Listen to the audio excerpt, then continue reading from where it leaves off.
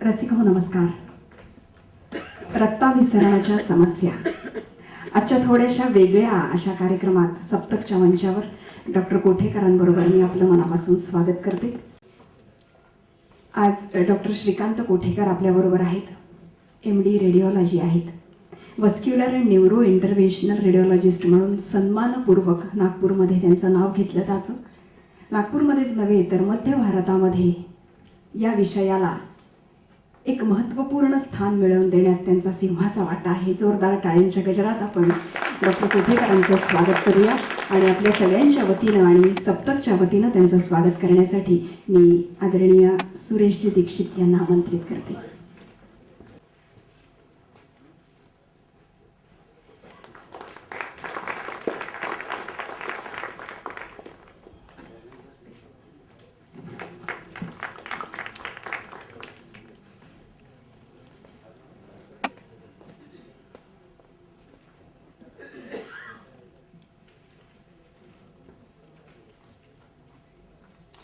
आजचा विषय तसा नेहमीतला नाही. हार्ट अटॅक, शुगर, कॅन्सर, महिलांच्या समस्या, मानसिक रोग या विषयांवर अनेक चर्चा, अशा प्रकारच्या चर्चा आपण ऐकल्यात. पण आज रक्ताभिसरणातल्या आजार, निदान, उपचार, विकार या सगळ्यांवर प्रकाश टाकणारा आणि सगळ्यात महत्त्वाचं म्हणजे इंटरव्हेन्शनल रेडिओलॉजी या विषयावर प्रकाश टाकण्यासाठी आपण सगळे इथे एकत्र जमलो आहोत. काही वर्षापूर्वी एक बातमी पेपरमध्ये आल्याची आपल्याला आठवत असेल. कॉन्डेलिझा राईस या नॅशनल सिक्युरिटी ॲडवायझर अमेरिकेच्या, त्यांच्या युटरसवर नॉन कॅन्सरस ग्रोथ दिसली. केवळ एक दिवस आणि एक रात्र त्या हॉस्पिटलाइज झाल्या. त्यांच्यावर इंटरव्हेन्शनल रेडिओलॉजी ही प्रोसिजर करण्यात आली. शुक्रवारी प्रोसिजर झाली आणि सोमवारी त्या व्हाईट हाऊसमध्ये आपल्या कामावर रुजू झाल्या. काय आहे हे इंटरव्हेन्शनल रेडिओलॉजी, काय आहे हे सगळं? रक्तवाहिनीचे विकार, आजार, उपचार आणि निदान या सगळ्यावर एक थोडक्यात आणि धावता असा प्रकाश टाकणारा आजचा कार्यक्रम आहे. डॉक्टर साहेबांचं मी मनापासून स्वागत करते. त्यांनी अतिशय महत्त्वपूर्ण आणि मोलाचा वेळ आजचा आपल्याला दिला, त्याबद्दल त्यांचे सुरुवातीलाच आभार मानते आणि थेट पहिल्या प्रश्नाकडे आपल्याला घेऊन जाते. इंटरव्हेन्शनल रेडिओलॉजी म्हणजे काय हे आम्हाला आपण सांगा. सर्वप्रथम मी सप्तक, छाया दीक्षित वेलफेअर फाउंडेशन आणि तुम्ही प्रेक्षक यांचं मी आभारी आहे की मला ही संधी तुम्ही लोकांनी दिली की माझ्या विषयावर इंटरव्हेन्शनल रेडिओलॉजीवर तुमच्याशी गप्पा करायला मला संधी दिली. इंटरव्हेन्शनल रेडिओलॉजी या विषयाकडे यायच्या आधी आपण पहिल्यांदा आपल्या शरीरामध्ये रक्तसंचलन कसं होतं हे थोडंसं जाणून घेऊ. आणि जसं आपल्याला सगळ्यांना माहिती आहे की शुद्ध रक्तवाहिनी आणि अशुद्ध रक्तवाहिनी असे दोन प्रकार असतात आणि त्याच्यामध्ये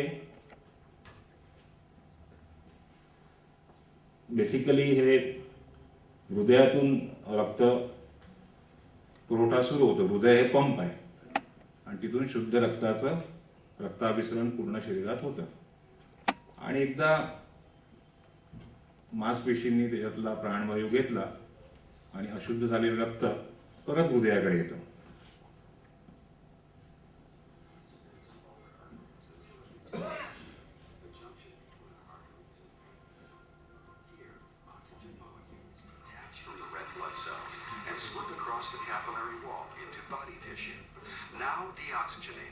Blood begins its return to the heart. It passes through increasingly larger veins to eventually reach the right atrium. It enters the right ventricle, which pumps it through the pulmonary arteries into the lungs to pick up more oxygen. Oxygenated, blood re-enters the left atrium, moves into the left ventricle, and the blood's journey आणि begins परत ते again. रक्तप्रवाह हृदयात शुद्ध झालेलं रक्त येतं आणि परत रक्ताभिसरण सुरू होतं. आता जेव्हा आपण अशुद्ध आणि शुद्ध रक्तवाहिनी याचा विचार करतो तर शुद्ध रक्तवाहिनी म्हणजे नाडी. आणि आपल्या सर्वांना माहिती आहे नाडी ही हातामध्ये पाहायला जाते. पण आम्ही इंटरव्हेन्शनल रेडिओलॉजिस्ट हे नाड्या मानेत, जांघेत आणि पायात जेव्हा पेशंट आमच्याकडे येतो तेव्हा तिथे पाहतो आणि तिथे सगळा रक्तपुरवठा समजा व्यवस्थित सुरू असेल तर आपण गृहीत धरतो की शुद्ध रक्ताचा प्रवाह सर्वदूर व्यवस्थित असावा.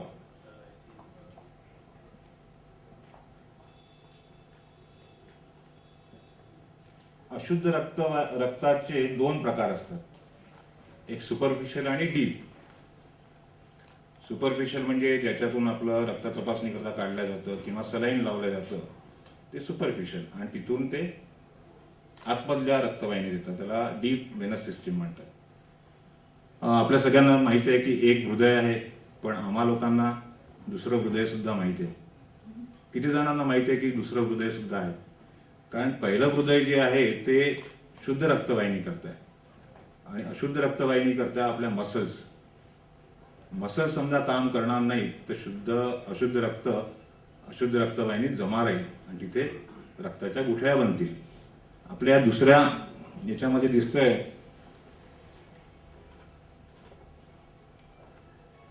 की हे रिलॅक्स मसल्स आहेत आणि या वॉल्स आहेत, त्याच्यामध्ये रक्त इथे सापडू नये, आणि जसं मसल्स कॉम्प्रेस करतं किंवा टाईट होतात तर हे रक्त गुरुत्वाकर्षणाच्या विरुद्ध वरती पंप होत आहे. म्हणून काफ मसल्स, पोटरीमधल्या ज्या मसल्स आहेत व्हेरी इम्पॉर्टंट, त्याच्यामध्ये सगळ्यात जास्त रक्तपुरवठा आपला जमा असतो शुद्ध रक्तवाहिनीचा. म्हणून जेवढं आपण चालू तेवढं तिथून अशुद्ध रक्त वरती येईल.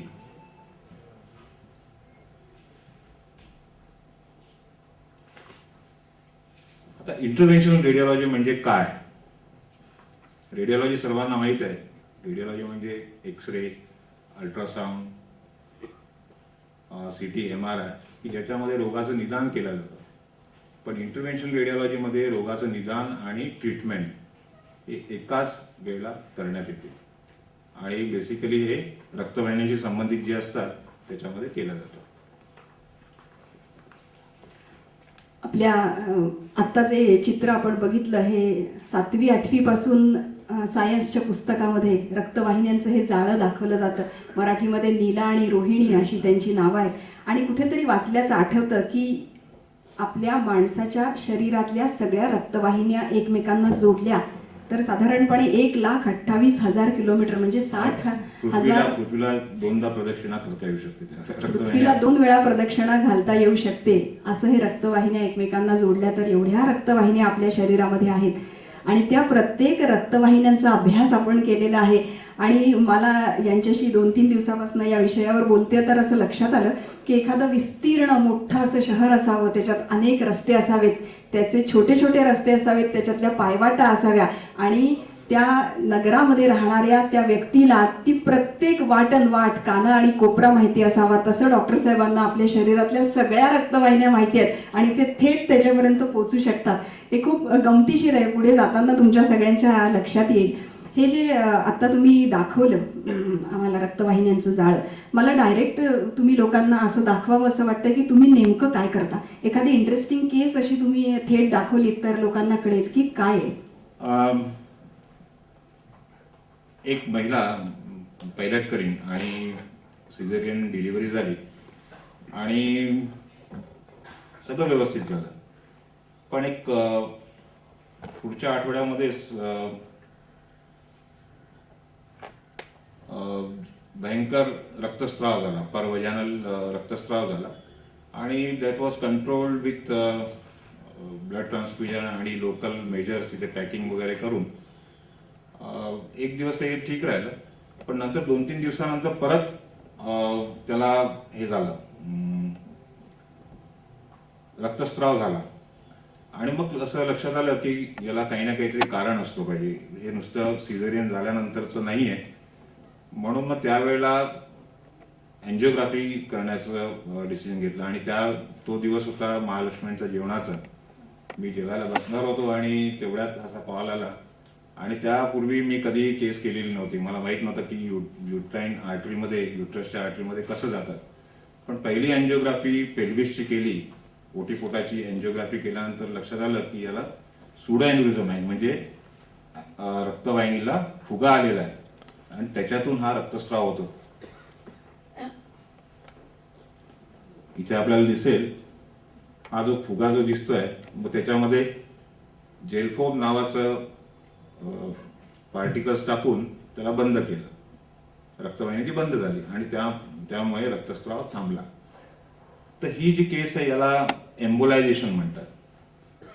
आणि ही त्यावेळेला मॉन्ट्रियल वर्ल्ड काँग्रेसमध्ये प्रेझेंट करण्यात आली.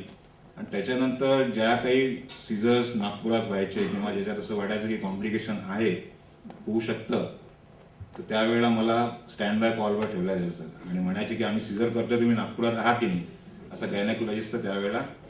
पण नंतर लक्षात यायला लागलं की हे एक पर्टिक्युलर टेक्निकमुळेच असं होत आहे. कारण ही जी रक्तवाहिनी जी युट्रसला जाते त्यावेळेला स्ट्रेचिंग झालं तिथे, तर ती त्याच्या एक लेअर ती खराब होते, त्याच्यातून फुगा तयार होतो. एक ती त्या दिवशी आपण एक ती केस बघितली, ती आपण दाखवली. आपण आतमध्ये कसं हे टाकता ते जरा दाखवा ना. सकाळी आपण बघितलं रक्तवाहिन्यांच्या जाळ्यांबरोबर नंतर एक तुम्ही छोटीशी एक क्लिप दाखवली होती मला. ती दाखवली तर आणखी लक्षात येईल की आपण कॅथेटर आतमध्ये कसं टाकतो. आणि एक व्हिडिओ होता तुमच्याकडे ॲनिमेशनचा.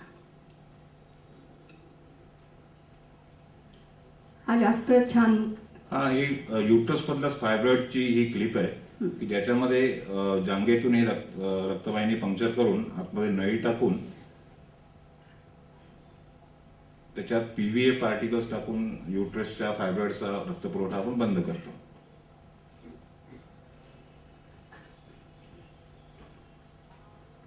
दोन्हीकडल्या रक्तवाहिन्या या फायब्रॉइडला सप्लाय करतात आहे.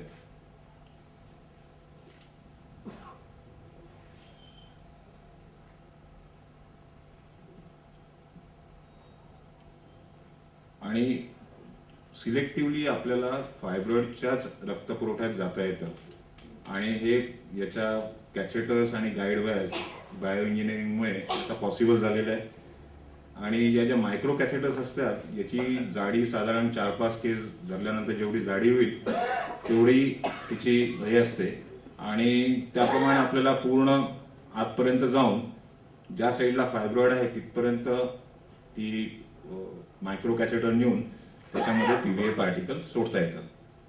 आता ॲनिमेशनमध्ये दिसेल की हे जे पांढऱ्या रंगाचे जे आहेत पीव्हीए पार्टिकल ते बरोबर फायब्रॉइडच्या डायरेक्शनीच जातात. इथे त्यांनी ॲरो काढलेली आहे आणि युट्रसकडे नॉर्मल रक्तपुरवठा चाललाय. म्हणजे युट्रसचा रक्तपुरवठा कायम राहिलाय आणि जी ॲबनॉर्मॅलिटी आहे तिथे आपण बंद केली. अतिशय अद्भुत अशी ही प्रक्रिया आहे. आणखीन एक आपण व्हिडिओ मला सकाळी दाखवला होता. एक ती कॅथेटर आतमध्ये जातानाचा एक, हा, तो पण दाखवला तर नेमकं काय आहे ते कळेल.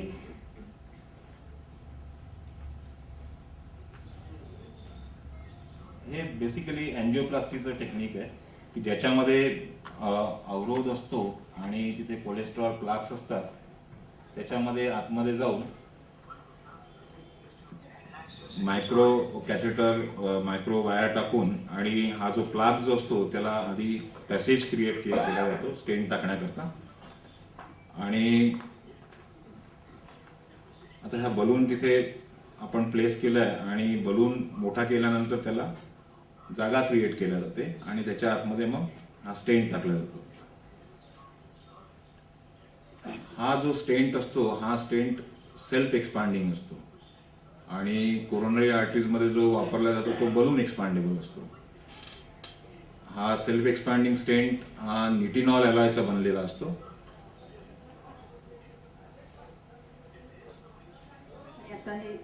आता हा स्टेंट चाललेला आहे. या स्टेंटवर कव्हरिंग असतं. ते कव्हरिंग एकदा आपण मागे ओढणं चालू केलं की तो स्टेंट एक्सपांड होतो. आणि याला मेमरी असते. ज्या लेंथचा ज्या साईजचा तो स्टेंट असेल त्याप्रमाणे त्याची मेमरी कॉन्स्टंट असते.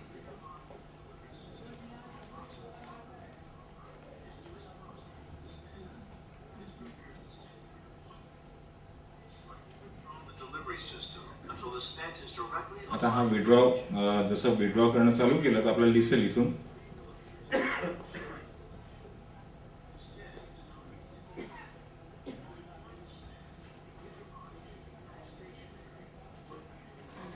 आता हा रिलीज होणं चालू झाला. आणि या स्टेंटचं वैशिष्ट्य असं असतं की इट एक्झर्ट्स रेडियल फोर्स. आतमधून तो रक्तवाहिनीच्या वॉलला प्रेशर देत असतो आणि त्याच्यामुळे जे काही प्लाक्स असतात ते तिथे स्टेबल राहतात. अतिशय अद्भुत अशी ही प्रोसिजर आहे. आम्ही नेहमी ऐकतो डॉक्टर साहेब की रक्तवाहिनीमध्ये अडथळा निर्माण झाला की तो दूर करता येतो आणि रक्तवाहिनी पूर्ववत होते, असं नेहमी ऐकतो. आता तुम्ही आम्हाला जे सांगितलं, एक दोन जी उदाहरणं दाखवली त्यामध्ये तुम्ही अडथळा आणला, मगाशी जे दाखवलं आपल्याला जे होतं ते अडथळा आणल्याचं होतं. तर हे नेमकं काय आहे? दोन्ही या गोष्टी काय आहेत? अडथळा दूर करणं आणि अडथळा आणणं. अडथळा दूर करणं ही बेसिकली रिव्हर्स्क्युलेशन प्रोसिजर आहे. जिथे कुठे रक्तवाहिनीला अडथळा आला, रक्ताच्या गुठळ्या झाल्या किंवा रक्तवाहिनी आकुंचन पावलेली आहे, त्याच्या जिथे आतमध्ये जाऊन रक्ताची गुठळी समजा असेल तर तिथपर्यंत पोहोचून त्याच्यामध्ये रक्ताची गुठळी विरघळणारे औषधं आपण तिथे सोडतो. आणि ते सोडल्यानंतर समजा रक्तवाहिनी पूर्ववत असेल, नॉर्मल असेल, तर पुढे काही करायची गरज नसते. पण समजा आकुंचन पावल्यामुळे आणि रक्त तिथे साकळल्यामुळे समजा गुठळ्या झाल्या असतील आणि गुठळ्या निघाल्यानंतर आपल्याला दिसतं की तिथे रक्तवाहिनी आकुंचन पावलेली आहे, मग त्याच्या आतमध्ये जाऊन आपल्याला बलून, एन्जिओप्लास्टी आणि स्टेंटिंग करावं लागतं. आणि याच्या अगदी विरुद्ध आहे एम्बोलायझेशन. जिथे असामान्य रक्तप्रवाह किंवा असामान्य रक्तवाहिनी असेल, असामान्य रक्तवाहिनी जी असते त्याच्यामध्ये रक्तवाहिनीला आलेला फुगा किंवा असामान्य गुंतागुंत, म्हणजे शुद्ध रक्तवाहिनी आणि अशुद्ध रक्तवाहिनी याच्यामध्ये ॲबनॉर्मल कम्युनिकेशन आणि याच्यामुळे ब्लिडिंग होतं. जो फुगा असतो ज्याला आम्ही अॅन्युरिझम म्हणतो, त्याच्यामधलं प्रेशर वाढल्यामुळे सुद्धा ब्लिडिंग होतं. तर अशा वेळेला त्याला ब्लॉक केलं जातं, त्याला एम्बोलायझेशन. या दोन्ही प्रक्रिया आपण आता याच्यानंतर बघणार आहोत. पण तत्पूर्वी रसिकांच्या मनामध्ये एक प्रश्न आला असेल की या सगळ्यासाठी सुसज्ज असं ऑपरेशन थिएटर आपल्याला लागतं का? हा मिनी ऑपरेशन थिएटर सारखंच असतं ते. आणि त्याच्यामध्ये फरक हाच असतो की most of the time patient हा गुंगीत नसतो, म्हणजे अॅनेस्थेशिया नसतो. आणि आपण कॅथलॅब पाहतोय, याच्यामध्ये मॉनिटर्स असतात आणि आमचे material, catheters, guide wires, balloons, introducer sheaths, हे सगळं वेगवेगळ्या प्रकारचे असतात. आणि हे कॅथलॅब म्हणजे हे साधं एक्सरे मशीन असतं, पण त्याला सी आर्म असतो. म्हणजे पेशंटला न हलवता पेशंटच्या समोरचा, बाजूचा किंवा साईडचा आपल्याला एक्सरे काढता येतो. एक्सरे ट्यूब असते, एक्सरे पेशंटमधून जातात आणि एक्सरेची प्रॉपर्टी अशी असते की ज्याच्यातून एक्सरे जात नाही ते आपल्याला पांढरं दिसतं एक्सरेवर, साध्या एक्सरेवर, पण इथे हे काळा दिसत असतं. म्हणजे आम्ही जो कॉन्ट्रास्ट मीडिया इंजेक्ट करतो तो आपल्याला इथे काळा दिसतो. आणि त्याच्यावरून आपल्याला लक्षात येतं की आपण जेव्हा एन्जिओग्राफी करतो ते लाईव्ह इमेज ही मॉनिटरवर आलेली असते आणि त्या मॉनिटरच्या इमेजवरून आपण डिसिजन्स घेत असतो आणि डायग्नोसिस केल्यानंतर ट्रीटमेंटही त्या मॉनिटरच्या सहाय्याने करतो. आणि याच्यामध्ये म्हणजे अॅनेस्थेटिक्स बरेचदा असतात, पण ते स्टँड बाय म्हणून असतात. समजा इन केस काही कॉम्प्लिकेशन झालं किंवा पेशंट अनकम्फर्टेबल झाला तर त्याला सिडेशन देणं किंवा पेन किलर देणं याच्याकरता म्हणून असतं. पेशंट स्वतः ही प्रक्रिया पूर्ण करू शकतो, हिंमत असेल तर. आपण सांगा, कुठे कुठे आपण जाता शरीरामध्ये, कुठे कुठे पोहोचू शकता? सगळ्याच रक्तवाहिन्या, सगळ्या. म्हणजे थेट मेंदूतली अगदी बारीक रक्तवाहिनी जरी असेल तर तिथपर्यंत जाऊ शकतो. पायाच्या रक्तवाहिन्या, आतड्यांच्या, लिव्हर, किडनी, खऱ्या अर्थाने नाडी पकडली असं म्हणता येईल. आपण मेंदूपासून सुरुवात करूया, म्हणजे आमच्या प्रेक्षकांना कळेल.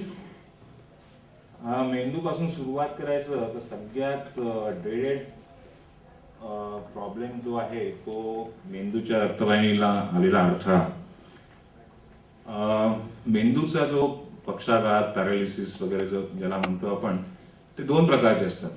एक असतं इस्चेमिक स्ट्रोक आणि दुसरं हिमोरेजिक स्ट्रोक. इस्चेमिक स्ट्रोक म्हणजे ज्याच्यामध्ये रक्तवाहिनी बंद पडते आणि त्याच्यामुळे ब्रेनमधल्या मांसपेशी मरणं सुरू होतं.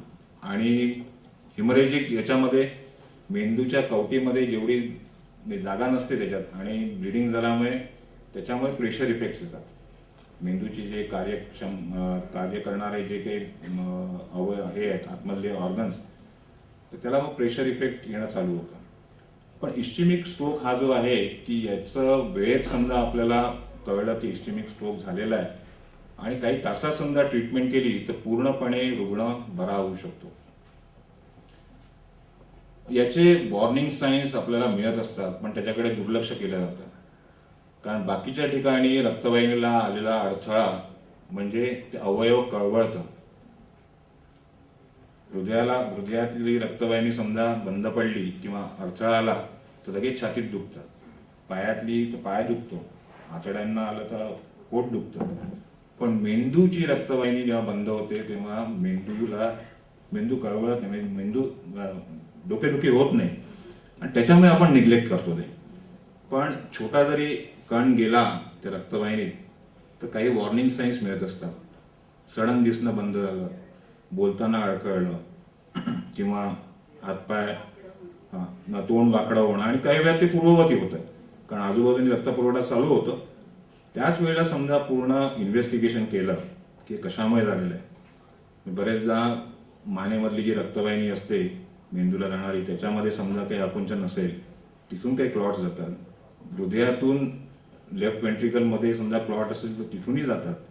तर त्यावेळेला आपण ताबडतोब सगळ्या तपासण्या समजा केल्या आणि त्याच्यात असं आढळलं की हे ट्रीट करता येऊ शकतं तर लगेच ते ट्रीटमेंट करायला हवी. पण ॲक्यूट स्ट्रोक समजा झाला तर आपल्याकडे साधारण 6 तासाचा वेळ असतो. म्हणजे साधारण 3.5 ते 4 तास आपण इंट्राव्हेनस गुठळी विरघळणारा औषध देऊन ते पूर्ववत करू शकतो आणि त्याच्यानंतर लोकली म्हणजे तिथे जाऊन आपल्याला गुठळी विरघळवता येते. आता एक केस दाखवतोय. हा 30 वर्षाचा व्यापारी अमरावतीचा, तो 8:15ला काहीतरी शटर बंद करताना पडला. आजूबाजूचे लोक आले तिथे, पाहिलं बेशुद्ध झालेला होता आणि एक साईड पूर्ण पॅरालाइज झालेली होती. त्याचं कोणीतरी नातेवाईक डॉक्टर होतं, त्याला लगेच कळलं की पक्षाघात आहे, पॅरालिसिस झालेला आहे. मला फोन केला आणि पेशंट अमरावतीहून साधारण 3-3.5 तासात तिथे आला. त्याची अँजिओग्राफी केली.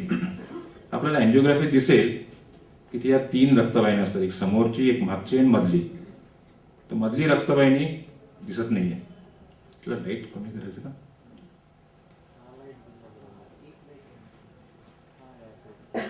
तर ही मधली रक्तवाहिनी दिसत नाही. तर हे अँजिओग्राफीवर निदान झालं की या रक्तवाहिनीत रक्ताची गुठळी गेलेली आहे.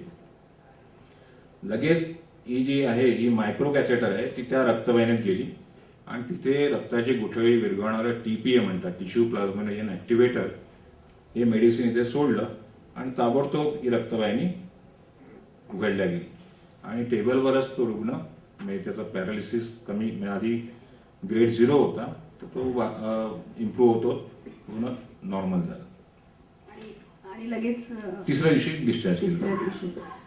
खूपच अद्भुत आहे. याचं मला व्हिडिओ दाखवायलाही तुम्हाला आवडेल कारण हे इतकं अर्जंटली करायचं असतं. डॉक्टर साहेबांनी सांगितलं 3 तासाच्या आत जर ट्रीटमेंट मिळाली तर त्याचा खूप चांगला फायदा आपल्याला मिळेल. म्हणजे तो पेशंट आणि त्याच्या अवतीभोवती असणाऱ्या लोकांना कळलं पाहिजे. त्या पेशंटला तर त्यावेळेला कळणार नाही, आपण अलर्ट असायला पाहिजे, हे महत्वाचं. या आधीचा जो आपण हे पाहिला त्याच्यामध्ये आतमधली, मेंदूच्या आतमधली रक्तवाहिनी बंद झाली होती, पण या केसमध्ये मानेतूनच ती पूर्णपणे बंद झालेली होती आणि यांना मेडिसिन सुद्धा जास्त लागलं. दोन्ही कॅथेटर्स म्हणजे एक मायक्रो कॅथेटर आणि त्याला सपोर्ट करणारी दुसरी कॅथेटर टाकून ते सगळं करावं लागलं.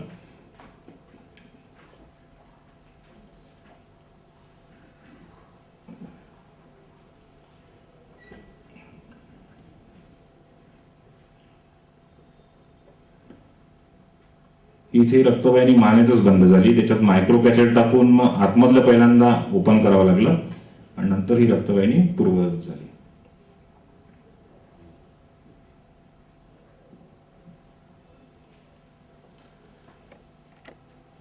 हेच नंतरची जी स्टेज असते, जसं मी म्हणालो की इथले समजा असतील तर त्याच्याकरता आपल्याला कॅरोटिड स्टेंटिंग करावं लागतं. पण हे स्टेंटिंग करताना एक खबरदारी घ्यावी लागते की जेव्हा आमची वायर किंवा काही बलून जातो त्यावेळेला तिथून प्रोसिजर करताना सुद्धा काही पार्टिकल्स वरती जाऊ शकतात. म्हणून त्याच्याकरता आम्हाला स्पेशल एक प्रोटेक्शन डिव्हाइस वापरावं लागतं. छत्रीसारखं असतं ते. ते प्रोटेक्शन डिव्हाइस समोर ठेवून मग आधी आपल्याला हे सगळं करावं लागतं. ही जी रक्तवाहिनी जी आहे ती हृदयातून सरळ वरती येते आणि इथे हे समोर जी येणारी जी आहे ही चेहऱ्याला चालली आहे आणि इथून आपल्याला दिसेल की एक छोटीशी स्ट्रिक दिसते, ही मेंदूला जाणार आहे. मेंदूला जो रक्तपुरवठा जो होतो तो पहिल्या धारेचा असतो आणि हृदयाला सगळ्यात शेवटी मिळतो. म्हणजे सगळ्यात शुद्ध रक्त जे आहे ते पहिल्यांदा मेंदूला जातं आणि बाकीच्या अवयवांना. आणि जेव्हा हृदय रिलॅक्स होतं त्यावेळेला हृदयातल्या आर्टरीज, कोरोनरी आर्टरीजला जातं. ते सुद्धा 5%. ब्रेनला जातं ते 18% आणि बाकीचं लिव्हरला 25%, किडनीला 20% असं ते डिव्हिजन असतं. आता मी तुम्हाला हे दाखवतो. ही टोटली ऑब्स्ट्रक्टेड दिसते आहे. याच्या आतमध्ये हे जे आहे प्रोटेक्शन डिव्हाइस आहे आणि आता हा स्टेंट टाकला. जसं मगाशी आपण पाहिलं ॲनिमेशनचं, तर हा सेल्फ एक्सपांडिंग स्टेंट टाकून ती पूर्ववत करण्यात आली.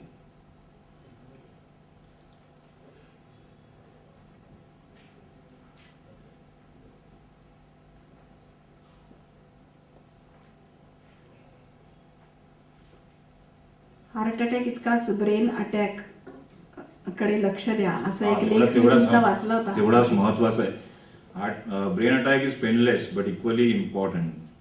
It can be dangerous than heart attack. पुढे जाऊ आपण, खाली जाऊ आता आणखी. हा, वरपासून सुरुवात केलेली बरी. म्हणजे ब्रेन आधी झाला तर त्याच्यानंतरच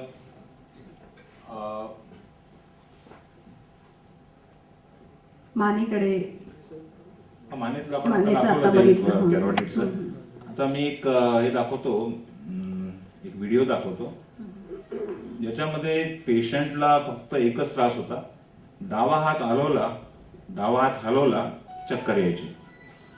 आणि चक्कर इतकी जोरात की जे काही काम करत धडकन खाली पडायचे. आणि जेव्हा ते फिजिशियनकडे गेले तेव्हा त्यांच्या लक्षात आलं की डाव्या हाताची नाडी बंद आहे.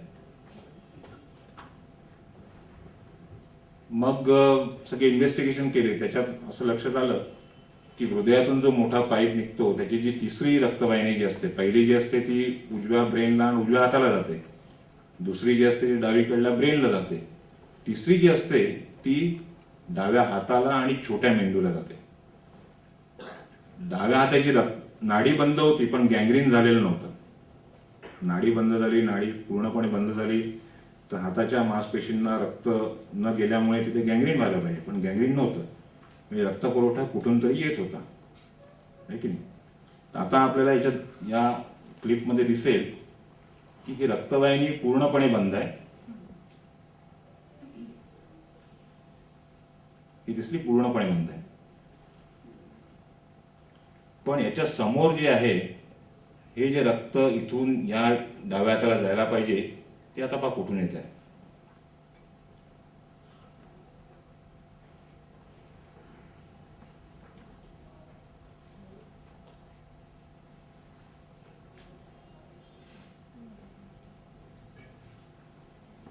उजवीकडल्या छोट्या मेंदूला जाणारी जी रक्तवाहिनी आहे ती छोट्या मेंदूला रक्तपुरवठा करून मग खाली उतरते, उलट्या डायरेक्शननी येते आणि डाव्या हाताला रक्तपुरवठा करते. आणि जेव्हा आपण काही काम करतो, कणिक मळणं आहे किंवा कपडे पिळणं आहे, त्यावेळेला हाताला जास्त रक्तपुरवठा लागतो. आणि तो रक्तपुरवठा न मिळाल्यामुळे किंवा स्टील करणं म्हणजे चोरी केल्या जातं, ज्याला सबक्लिव्हन स्टील म्हणतात, की जास्त रक्तपुरवठा पाहिजे म्हणून छोट्या मेंदूचा रक्तपुरवठा कमी केल्यामुळे, कारण छोट्या मेंदूमध्ये आपलं बॅलन्सिंगचं सेंटर असतं, ते इतकं झरकन तो रक्तपुरवठा होऊन जातो, चक्कर भोवळ येऊन खाली पडायचं. तर याच्याकरता जे आहे, याच्याकरता जी ट्रीटमेंट आहे ती त्याला स्टेंटिंग म्हणतात. म्हणजे डायरेक्ट याला बलून म्हणजे जसं हार्टची जसं बलून एक्सपांडेबल स्टेंटनी करतात तशीच आपल्यालाही करावं लागते. तर याला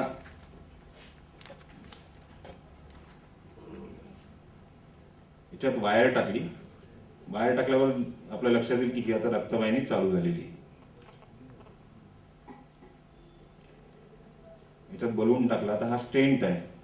स्टेंटवर पहा बाहेरून किती त्याला प्रेशर आलेलं आहे आणि त्याला एक 10 ॲटमॉस्फिअरवर इन्फ्लेट करावं लागलं आणि ही रक्तवाहिनी पूर्ववत झाली आणि नाडी लागायला लागली. नुसतं शास्त्र नाही तर एक कलाकार सुद्धा डॉक्टरांमध्ये दडलेला आहे असं मला वाटतं. कारण अतिशय कौशल्याने आतमध्ये शिरणं आणि ही प्रोसिजर करणं याच्यासाठी एक कलाकारीच लागते हे सुद्धा वेगळ्याने सांगायला नको.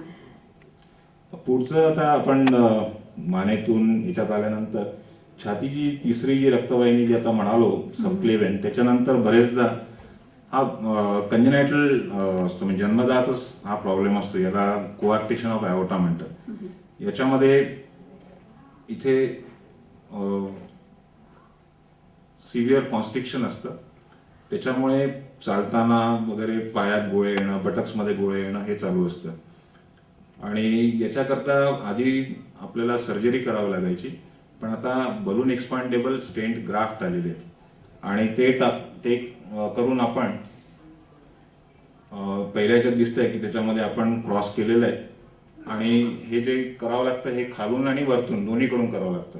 म्हणजे जांघेतल्या रक्तवाहिनीतून आपल्याला आतमध्ये एक वायर टाकावं लागते, तशीच वरतूनही टाकावं लागते आणि ती गेल्यानंतर त्याला स्नेअर करून खाली काढल्यानंतर त्याच्यावर बलून आणि स्टेंट ग्राफ्ट असं कंबाईंड याच्यात घेऊन त्याला ते मोठं करावं लागतं. तर आपल्या दुसऱ्या याच्यात दिसेल हा बलून आता इन्फ्लेट होत आहे आणि तिसऱ्या याच्यामध्ये दिसत आहे की हे पूर्ववत झालेलं. या सगळ्या प्रोसिजरला किती वेळ लागतो? साधारण 1-1.5 तास. पण जेव्हा आपल्याला ब्रेनचं करायचं असतं त्यावेळेला 3 ते 4 तास सुद्धा लागतात. 1-1.5 तास साधारण 1-1.5 साधारण. तास. आतापर्यंत अशा प्रकारच्या 15,000च्या वर केसेस डॉक्टर साहेबांनी सक्सेसफुली केलेल्या आहेत. खरंच मध्य भारतामध्ये अशा प्रकारचं टेक्निक वापरून एक अद्ययावत सुसज्ज अशी कॅथलॅब डॉक्टर साहेब इतके 28 वर्षांपासून आपण चालवत आहे. नाही 28 वर्षापासून कॅथमध्ये काम नाही करत. 28 वर्षापासून या विषयावर म्हणजे काही 10. आता असं वाटायला लागलंय की अडथळे दूर करणं आणि थांबवणं अडथळा येऊ नये म्हणून. मग हार्टसाठी तर आपण अगदी छानच प्रोसिजर असू शकेल. म्हणजे माहिती नाही हा प्रश्न सिली असू शकतो माझा, पण तरी सुद्धा असं सहज वाटतं ना की. पण मला तरी असं वाटतं की हार्टपेक्षा माझी जी स्पेशालिटी आहे जास्त इंटरेस्टिंग आहे. हार्टमध्ये जे इंटरव्हेन्शन केलं जातं ते फक्त रक्तवाहिनी उघडण्याचं आणि ते उच्चभ्रू लोक आणि बाकी सगळे माझ्याकडे सगळेच लोक येतात. काही काही अशा याच्यात येतात की माझी जी पहिली केस झाली होती जे मी एम्बोलायझेशन केलं होतं. वर्धा जिल्ह्यातला एक मुलगा होता, झाडावरून पडला आणि त्याला फिस्चुला तयार झाला. फिस्चुला म्हणजे आर्टरी आणि व्हेन याच्यामध्ये डायरेक्ट कम्युनिकेशन, कारण त्याच्या आतमध्ये कॅपिलरी असतं ना कम्युनिकेशन. तर त्या इंजुरीमुळे ते कम्युनिकेशन झालं आणि त्याचा पूर्ण हात सुजला होता. आणि त्यावेळेला आमच्याकडे तंत्रज्ञान किंवा म्हणजे कॅथेटर्स गाईडवायर्स काही मिळायचे नाही. एक कॅथेटरला साधारण 3 महिने लागायचे ते ऑस्ट्रेलियामधून यायला खूप कंपनीचे. मग आम्ही त्यावेळेला स्वतःच कॅथेटर तयार करायचो. पॉलिथिनचं ट्युबिंग आणायचो, त्याला स्पिरिट लॅम्पवर कर्व द्यायचो, छिद्र करायचो. तर तशा याच्यामध्ये त्याचं जेलफोम टाकून आम्ही जेलफोम खूपच स्वस्त असतं ते ब्लॉक केल्यावर मग सर्जननी ओपन करून जो काही कम्युनिकेशन जास्त झालेलं होतं ते काढलं, जी सूज कमी झाली. तर अशी जी केस ही कार्डिओलॉजिस्ट नाही करणार त्यांना. असे जे त्या लोकांचं जे हे होतं ज्यांना हार्ट अटॅक येतो त्यांना सगळं माहीत असतं की आपल्या याच्यावर सगळं समोरचं अवलंबून आहे म्हणून ते सगळं करून घेतात. पण इंटरव्हेन्शन लेडीवाले बरेचदा रुग्ण बराच लगेच येत नाही. त्यांना असं वाटतं की नाही होऊन जाईल, काही औषधाने होऊन जाईल. पण हार्टचं इथे दुखलं की पळा. आमच्याकडे जे लेट पेशंट येतात आणि नंतर मध्ये करण्याचे जरा इंटरेस्टिंग चॅलेंजिंग होऊन जातं.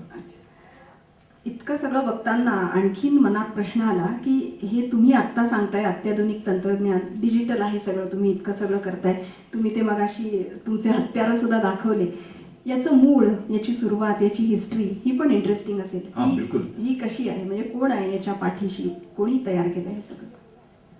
आणि तयार कोणी केलं असं म्हणता येणार नाही. वेगवेगळ्या वेळेला वेगवेगळं आविष्कार झालेले आहेत. हे आता पहिल्या फोटोमध्ये जे दिसतात आहे ते वर्नर फॉर्समन,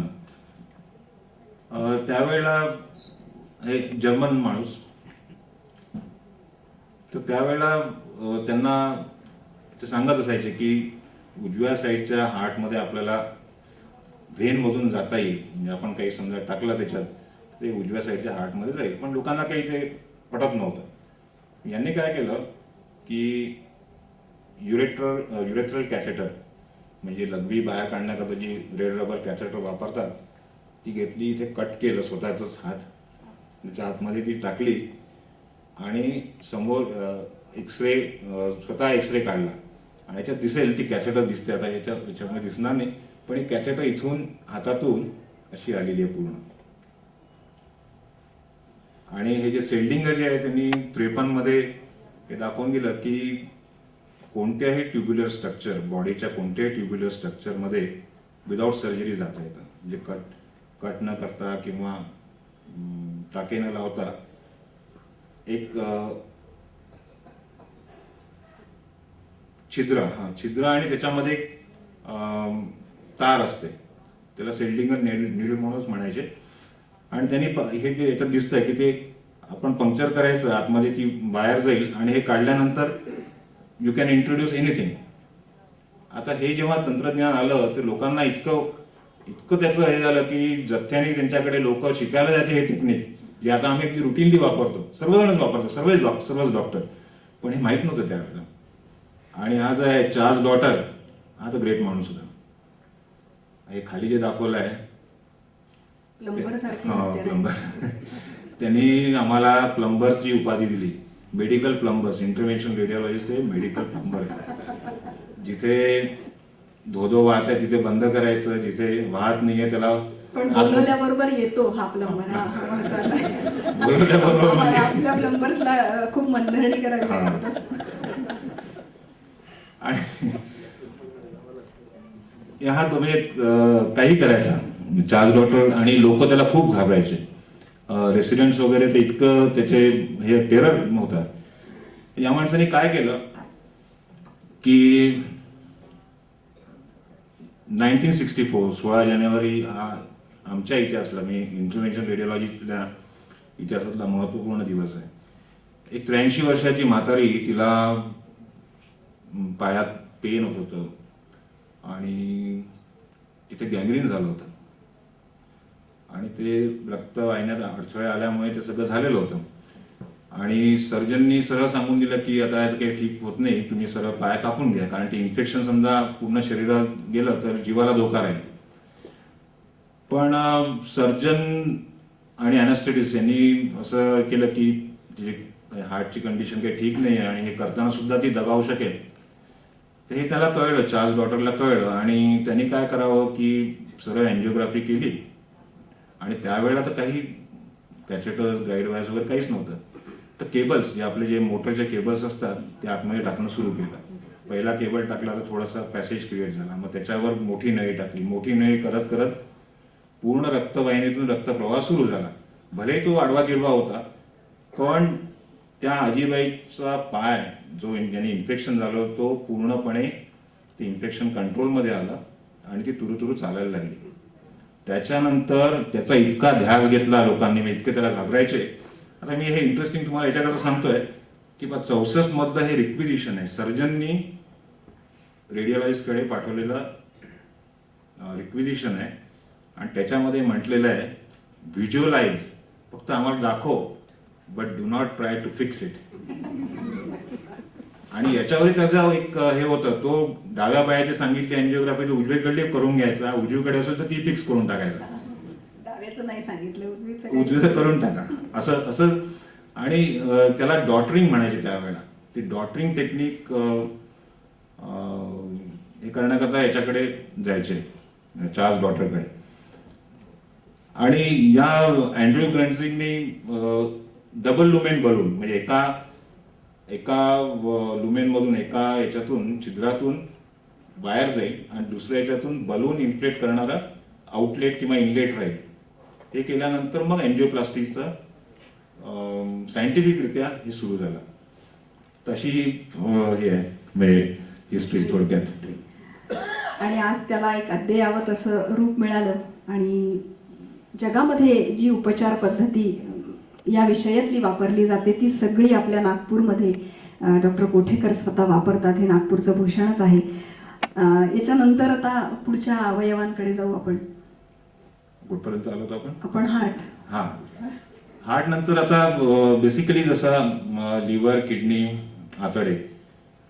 आतड्यांमध्ये जेव्हा दुखतं तर सर्वसाधारणपणे काहीतरी खाल्ल्यापिल्यामुळे अपचन याच्यामुळे असतं. पण जेव्हा जेवल्यानंतर दुखतं आणि जेवणाची भीती वाटायला लागते त्याच वेळेला आपण समजावं की आतड्यांना रक्तपुरवठा कमी होतोय. आणि it is absolutely fear for food. म्हणजे खाल्लं आपण जेव्हा ते खातो तेव्हा आपल्या मिसेंट्री किंवा आतड्यांमध्ये कडे रक्तपुरवठा खूप जास्त प्रमाणात डायव्हर्ट होतो. म्हणूनच आपल्याला झोप येते. कारण ब्रेनला रक्तपुरवठा कमी होतो, आपलं कॉन्सन्ट्रेशन कमी होतं आणि झोप आल्यासारखं वाटतं.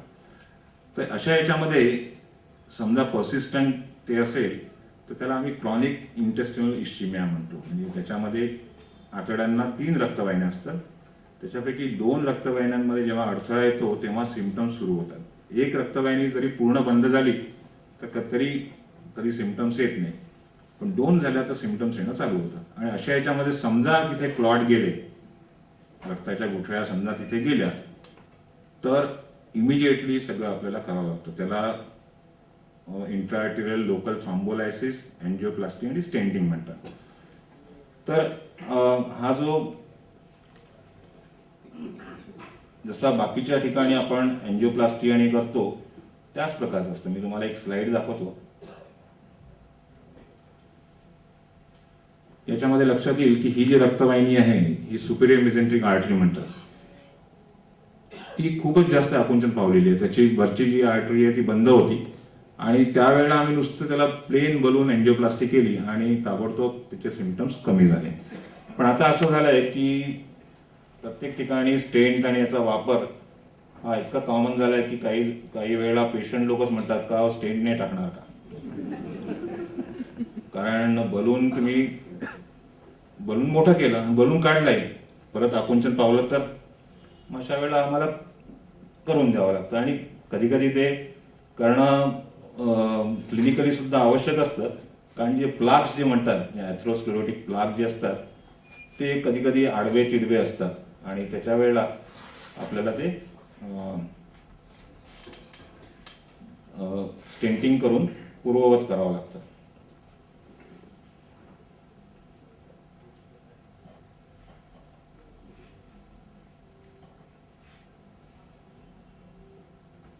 या केसमध्ये पहा 2 ठिकाणी हे केलेलं आहे.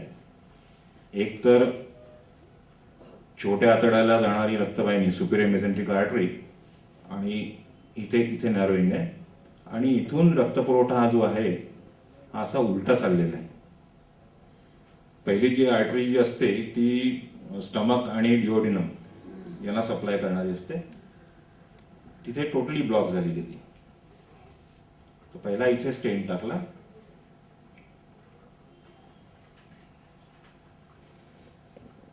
ही पूर्ववत केली आणि ही दिसते पहा इथे ही पूर्णपणे ब्लॉक आहे. हा दुसरा स्टेंट इथे टाकला.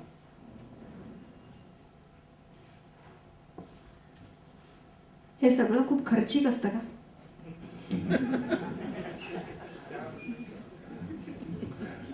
खर्च कशाला म्हणावा हा एक मोठा प्रश्न आहे. कारण ऑपरेशन करून किंवा बाकीचं अजून हे करून काय म्हणतात त्याला ट्रीटमेंट करून समजा तो खर्च जास्त होत असेल तर हा खर्च कमी आहे.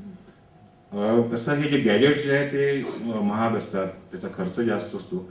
पण रुग्ण पूर्ववत व्हायला फार कमी अवधी लागतो आणि त्याच्यामुळे समजा नोकरी करणारा असेल किंवा कामाला जायचं असेल तर साधारण 3-4 दिवसात आपल्याला हे करता आणि येतं, नंतर discharge. नंतर मग बरेच दिवस म्हणजे आता अशा प्रकारच्या केसेस करून आपल्याला खूप दिवस झालेत, हा. बरेच दिवस त्यांची काही कंप्लेंट येत नाही नंतर हे झाल्यावर? नाही, कधीच कंप्लेंट नाही. माझ्यासमोर बसलेले आहेत, त्यांची अजूनपर्यंत तरी कंप्लेंट नाही आलेली. डॉक्टर श्रीकांत चोरघडे सव्वा दोन वर्ष झाले तर.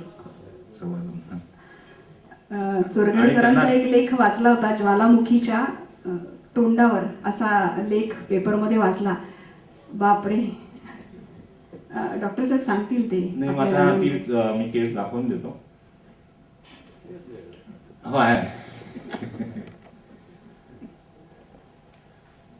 सरांना फक्त पोटामध्ये काहीतरी डाव्या साईडला गुदगुली झाल्यासारखं म्हणायचे ते काहीतरी, बरोबर.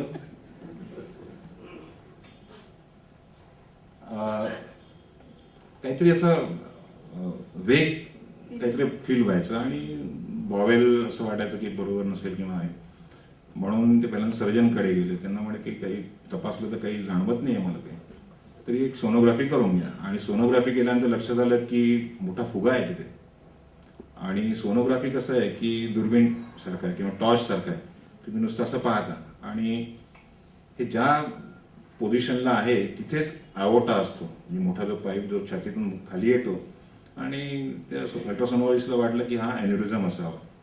मग त्याच्या पुढची तपासणी केली गेली, MRI एंजिओ, आणि त्याच्यात आढळलं की स्प्लिनिक आर्टरीला स्प्लिहा म्हणतात, स्प्लिनला प्लिहा हा प्लिहाला जाणारा जी रक्तवाहिनी आहे त्याच्यामध्ये मोठा फुगा आलेला आहे. आणि सरांनी जसं म्हटलं की तो फुटला तर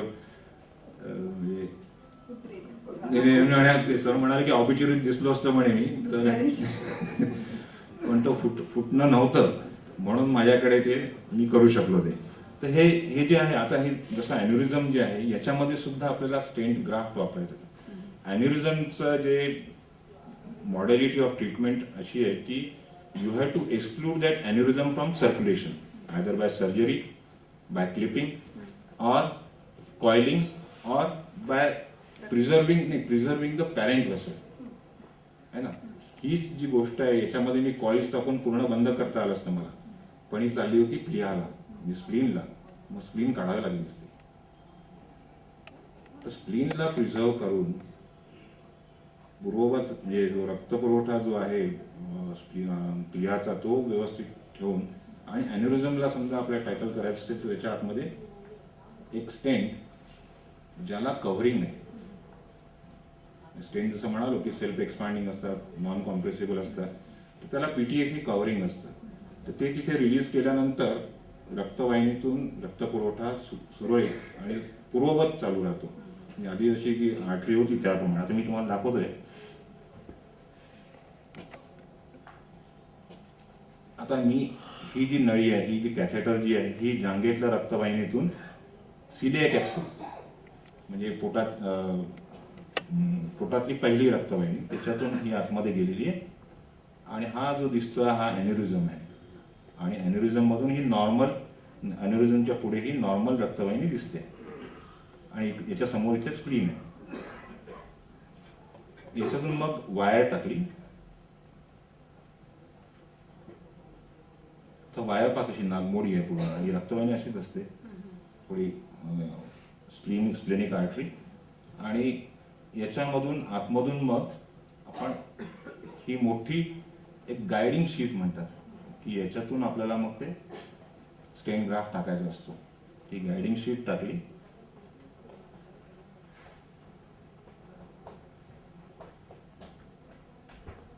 हे जे आपल्याला मार्कर जे दिसतात हे जे आहे हे आहेत स्टेंटचे मार्कर्स आहे. इथून एवढा लांब स्टेंट आहे. आणि हे जे दिसतं हे पाहिल्यानंतर माझ्या पायाखालची जमीन थोडी सरकली होती कॅथलॅबमध्ये. सांगतो ना मी, हे जे दिसतंय काळं, पण मी ज्या कॅथलॅबमध्ये होतो ती कॅथलॅब तिला म्हणतात हायब्रिड कॅथलॅब. आणि माझ्या बाजूला सर्जन, जनरल सर्जन होता आणि कार्डिओव्हास्क्युलर सर्जन. त्याच्यामुळे थोडेसे पाय परत जमिनीवर, ज्याला म्हणतात डिसेक्शन. डिसेक्शन म्हणजे ते जे अॅन्युरिझम जे होतं त्याच्यामधून मी ते शीट टाकत असताना ते फाटलं. आणि हे अजून समजा याचं गेलं असतं तर पूर्ण फाटलं असतं आणि सर्जनला सरळ ओपन करून सरांना वाचवण्याकरता जे काही प्रयत्न करतात, मी किती करता आलेच ते माहीत नाही, पण झाले असते, जे प्रयत्न करण्याचा प्रयत्न झाला असता. तर हे असताना सुद्धा आम्ही असा विचार केला की हे असताना सुद्धा आपण ते टॅकल करणं आवश्यक आहे. स्टेंटला अजून समोर घेऊन गेलो. स्टेंट ग्राफ्ट इथे जे मार्क दिसतं ना, आणि याच्यामध्ये आता स्टेंट रिलीज होणं चालू झालं. आता दिसेल का समोर, आणि ही रक्तवाहिनी पूर्ववत झाली. तर असंच हा जो स्टेंट ग्राफ्ट जो म्हणतात त्याचा बऱ्याच ठिकाणी आपल्याला उपयोग करता येतो. एक अजून एक केस दाखवतो. असं आत तुम्ही जेव्हा ते टाकता तर तो कंट्रोल तुमच्या हातात असतो का? हो. मग ते कसं कळतं तुम्हाला असं? नाही, कसं आहे की या ज्या कॅथेटर ज्या असतात त्या स्टील ब्रेडेड असतात. त्याचा जो हब जो असतो, आमच्याजवळ जो पोर्शन असतो, त्याला तुम्ही जेव्हा जो काही टॉर्क देता किंवा काही वळण देता तर ते समोरचं जे टीप असतं त्याला सुद्धा येत असतं आणि त्या कंट्रोलवर आपल्याला कळतं. आणि थोडं अॅनाटॉमीचं नॉलेज की कुठून निघत असेल, आणि जेव्हा केव्हा ते हुक करतो किंवा जिथे आतमध्ये जातो तेव्हा एक फील येतं की नाही ती हुक झालेली आहे. शरीरा परत पतंग उडवताना किंवा जसं वाटतं पेज लागला कसं कळतं हाताला, हां, हां. तर त्याच प्रकारचं. शरीरा परत्वे हे सगळं बदलतं का? हो हो. मी कोणालाही पाहतो आजकाल तर मला असं लक्षात येतं की याची आरती कशी असेल, काय असेल, कोणाची मान लांब असली तर त्याला कसं करावं लागेल, ते येतं थोडंसं. आता काय ऑब्झर्वेशन आमचा धंदाच आहे, रेडिओलॉजी. ही 24 वर्षाची मुलगी, हिला लेफ्ट किडनी नव्हती आणि युट्रसही नाही, म्हणजे युरोजेनायटल कंजेनायटल अनॉमली. राईट साईडचीच किडनी होती आणि शी प्रेझेंटेड विथ लेफ्ट वेंट्रिक्युलर फेल्युअर. कारण तिचं ब्लड प्रेशर इतकं जास्त होतं आणि ती जेव्हा ॲडमिट झाली तर तिचं सगळं वेंट्रिक्युलर फेल्युअर कंट्रोलमध्ये करण्यात आलं.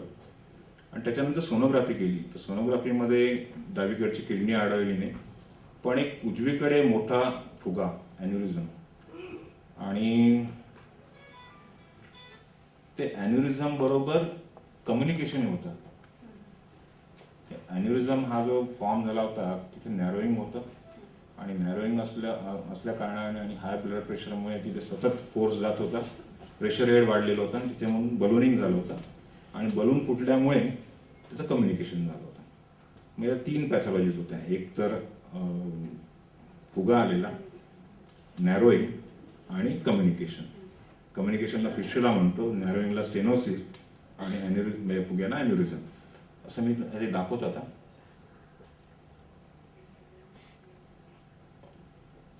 हा असा फुगा,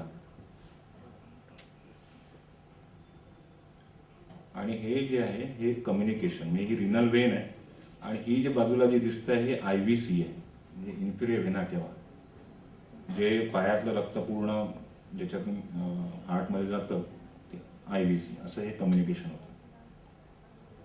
तर याला उपाय करण्याकरता एकच होता, स्टेंट ग्राफ्ट.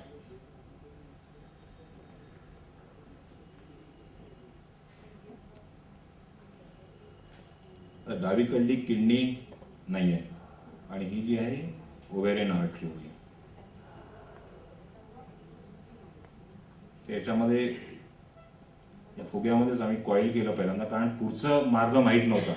पुढच्या याच्यात जाण्याकरता हे करणं भाग होतं. दो इट वॉज रिस्की, पण ते करणं भाग होतं. आता हे पुढे गेलो आपण, म्हणजे किडनीच्या ज्या नॉर्मल रक्तवाहिन्या त्याच्यात गेलेलं आहे.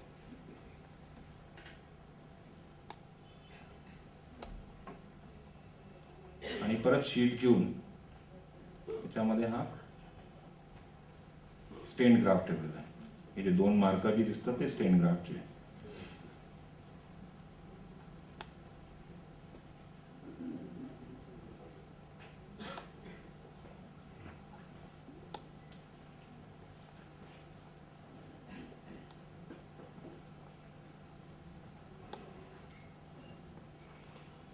तिचं ब्लड प्रेशरही कंट्रोलमध्ये आलं आणि तिला जे म्हणजे अॅन्युरिझम असल्यामुळे एक जे ओटीपोटात आणि याच्यात व्हायचा ते पूर्णपणे नॉर्मल झालेली आर्टरी. इथेच तो फुगा होता, इथेच ते कम्युनिकेशन होतं, ॲब्सोल्युटली नॉर्मल झालेलं ते.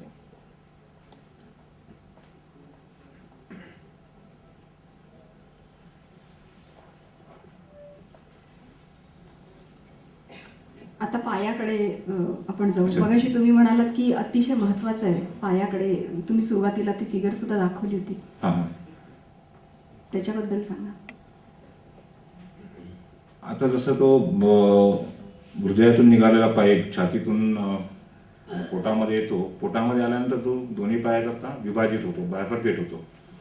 तर विभाजन करणारा जो एरिया असतो त्या ठिकाणी सगळ्यात जास्त हार्ट नंतर सगळ्यात जास्त प्रॉब्लेम होतो. कारण वरतून येणारं जे फोर्सफुल जे रक्त असतं ते तिथे इजा करत असतं, व्रण तयार करत असतं आणि कालांतराने तिथे कोलेस्ट्रॉल जमा होऊन तिथे सगळं लेअरिंग चालू होतं आणि तिथून पहिलं सुद्धा वॉर्निंग मिळत असते. तिथून काही क्लॉट्स बाहेर पडतात आणि खालच्या पायाखालच्या सर्क्युलेशनमध्ये जातात आणि त्याला आम्ही ब्लूटो सिंड्रोम म्हणतो की तो अंगठा निळा करेल किंवा करंगळी निळी करेल. तर अशा वेळेला ताबडतोब इन्व्हेस्टिगेशन करून घ्यायला पाहिजे आणि इन्व्हेस्टिगेशनमध्ये पहिलं तर नाड्या तपासणं आणि नंतर वाटलं तर डॉपलर करणं, नंतर नळी न टाकता अँजिओग्राफी आजकाल इथं सिटी अँजिओग्राफी किंवा MRI. पण मला तरी असं वाटतं की या सगळ्या ज्या इन्व्हेस्टिगेशन मॉडॅलिटी आहे याच्यावर जास्त विसंबून राहू नये. पहिलं पेशंटचे सिम्पटम्स आणि तुमचे फाइंडिंग समजा असतील ते सगळं बायपास करता येतं आणि डायरेक्ट अँजिओग्राफी करता. त्यात वेळ वाचतो, खर्च वाचतो आणि मुख्य म्हणजे पेशंटला लगेच निदान करून उपचार करता येतो.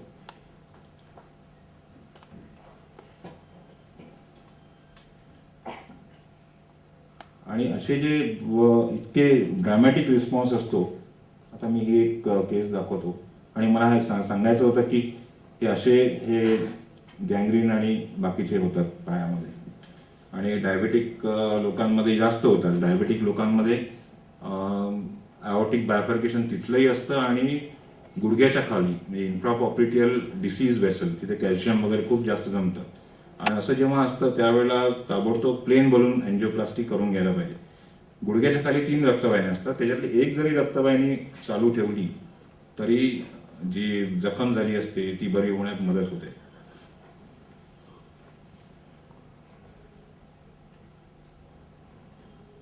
त्याच्यात पहा, याच्यात इथे दिसतं आहे नॅरोईंग आहे ना, हा वरतून येणारा पाईप आहे. याच्यात फक्त एक स्टेंट टाकला आणि हे पूर्ववत केलं आणि इमिजिएटली हे जसं वरती ब्लॉक्स होतात ना तर त्याच्यामध्ये बटक्सलाही पेन होतात. म्हणजे पृष्ठभागावर सुद्धा चाललं की ते कडक होणं, दुखणं हे होतं.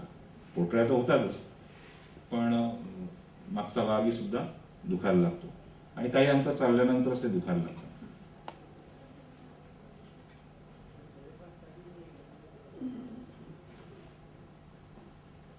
इथे पहा, इथे याला किसिंग स्टेंटिंग म्हणतात. इथे दोन्हीकडे लिजन आहे आणि हा इथे स्टेंट ग्राफ्ट टाकलेला आहे आणि हे पूर्ववत झालेलं आहे.